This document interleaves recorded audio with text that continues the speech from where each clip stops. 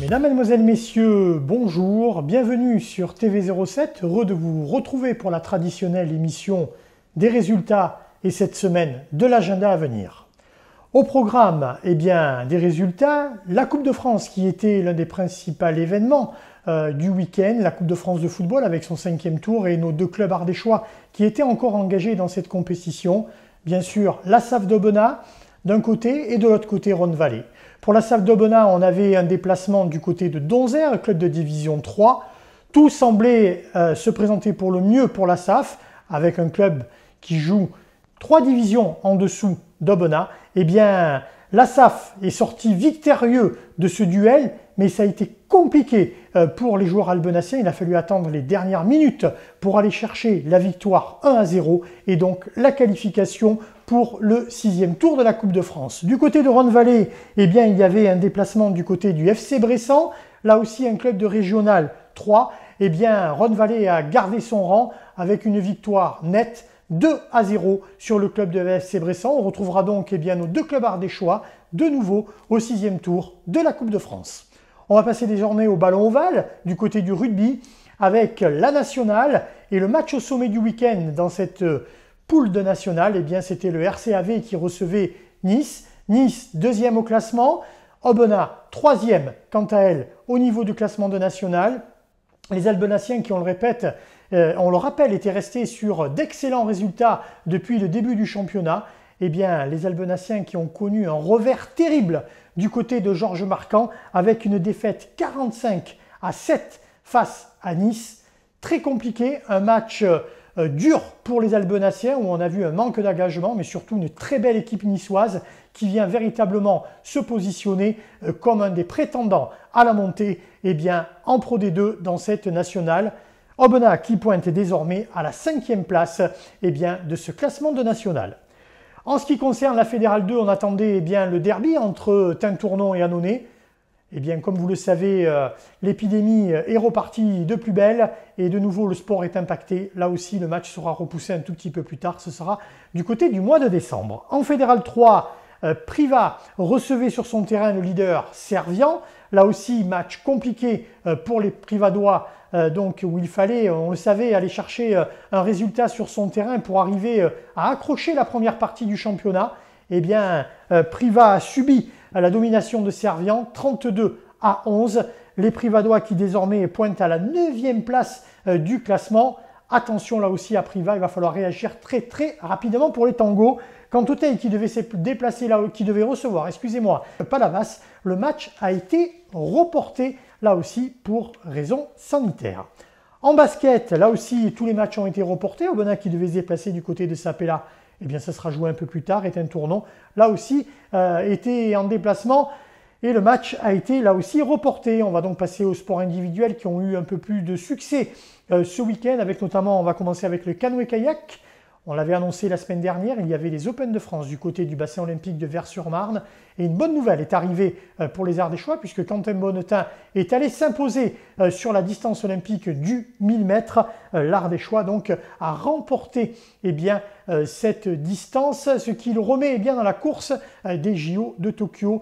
On avait parlé aussi de la présence d'Anaïs Boucher, elle prend la 13e place notamment sur 500 mètres. On va parler escalade avec la Coupe de France de bloc qui se disputait du côté de Valence. Il y avait des Ardéchois engagés dans cette Coupe de France et on notera notamment l'excellent résultat de Romain Bertrand qui a pris la 3e place chez les juniors.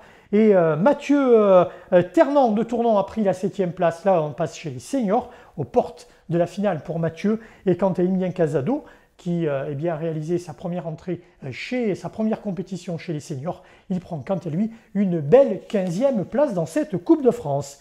Il y avait de la boxe avec Lucie Silver de Tournon qui est devenue tout simplement championne régionale de savate boxe française. Le vététiste descendeur Brian Pieffer qui était engagé du côté de la Slovénie, du côté du Maribor, s'est grièvement blessé avec une luxation à l'épaule. Saison terminée donc pour Brian.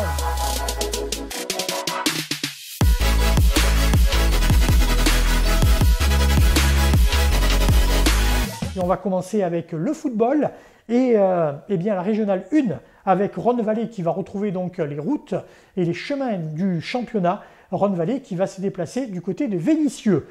Pour la SAF d'Aubenas, là aussi retour au championnat avec un déplacement du côté de la réserve de Bourgoin-Jallieu pour la SAF d'Aubenas. On joue, on vous le rappelle, la 3e journée de championnat.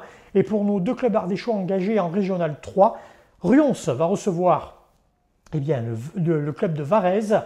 Quant à Annonay, il va recevoir le club de Fézin. Voilà donc pour le football. En rugby, un déplacement du côté de Blagnac pour le RCAV, on parle bien sûr de la nationale.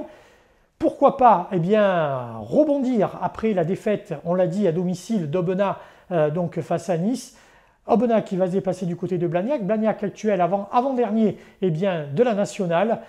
Pourquoi pas un bon déplacement du côté d'Aubenas pour aller engranger des points et pouvoir se remettre de la dernière défaite. En Fédéral 2, Annonay va se déplacer du côté de Véor 15. Et quant à Tintournon, ça sera un déplacement du côté de Saint-Raphaël pour la Fédérale 2. Quant à nos clubs ardéchois de Fédéral 3, il y aura pour le Teil un déplacement du côté de Alès. Et là aussi un match déjà peut-être décisif et couperé pour Privas qui quant à lui va aller chez les voisins du Puy. Le Puy qui est juste classé devant Privas au classement. Là aussi les Privadois vont tenter d'aller ramener les points du pays de la lentille.